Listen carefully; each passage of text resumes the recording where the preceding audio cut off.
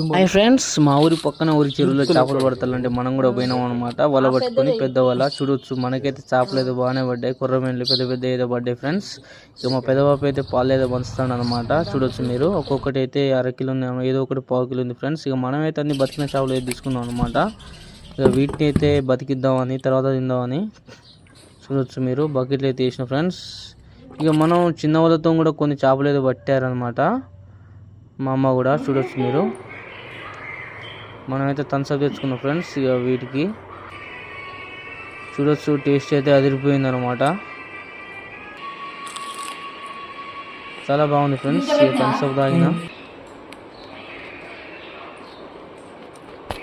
చూడొచ్చు. ఇక మన చేప ఒకటైతే బకెట్ల నుంచి దునికైతే చనిపోయింది అనమాట.